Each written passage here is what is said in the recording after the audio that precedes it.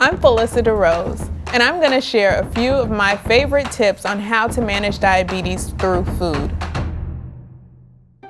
If you're newly diagnosed with diabetes and you feel like you already have a busy schedule, trust me, I understand. I had a busy life before diabetes came in and was like, hold up, everything else, everything else comes second to diabetes. And so oftentimes, as busy as my world is, I have to remember that yes, I'm packing my daughter's snacks for school, but I also need to pack my snack, right? Like, she can't get a snack packed for her if mommy's not here. When it comes to a diabetic diet, I don't use the word diet. It's a meal plan. It's an option. There's the plate method, the glycemic index, and carb counting. The plate method is the simplest one. The plate is 9 inches. Half of it is vegetables, 25% is the carb, and then 25% is protein. That makes the plate. Then there's carb counting. Carb counting is about figuring out how many carbs are in each food. Then there's a glycemic index. This one is a little bit challenging, but because I love cherries and I love grapes, I had to figure out how many grapes, if they're green grapes, purple grapes, they all have a different level of sweetness.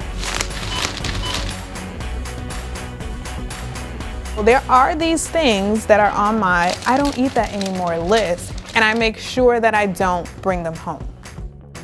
When I go grocery shopping, I read the labels. I'm constantly reading the food label and trying to figure out how much of this item can I have that fits into my 45 grams of carbs that I eat per meal. A tip for you when you go grocery shopping is to shop on the outside where there's fresh foods before you go inside the lines where you have packaged foods. So if you start on the outside and you have your protein, then you have your vegetables, by the time you look at your cart, it's pretty much full. So there's less room for canned food or packaged foods and these kinds of things.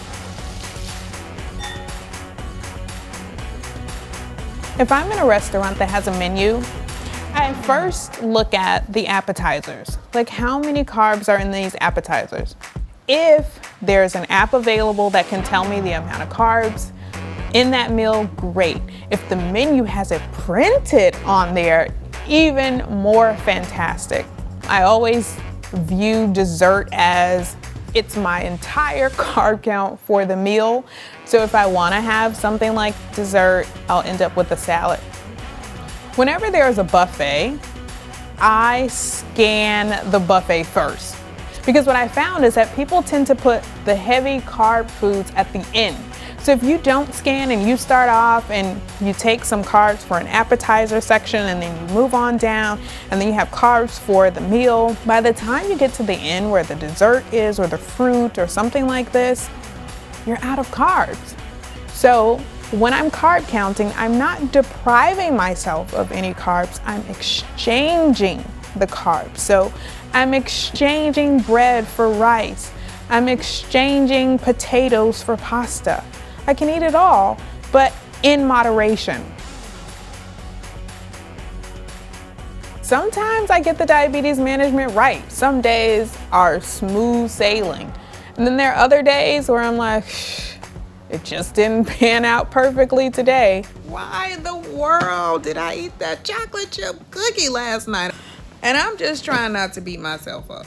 Trying to remind myself that diabetes is hard and I don't need to ruin my entire day. And in those times, I just have to say, one day is not the end of the world. So if you mess up breakfast, you have lunch. If you mess up lunch, you have dinner. If you mess up breakfast, lunch, and dinner in that day, you have the next day to get it right. So that's constantly what I'm telling myself. I have another opportunity to get it right. And I'm gonna get it right the next time. These are tips to not be overwhelmed about the food choices that you have. Make sure you check out more tips on Diabetes What's Next.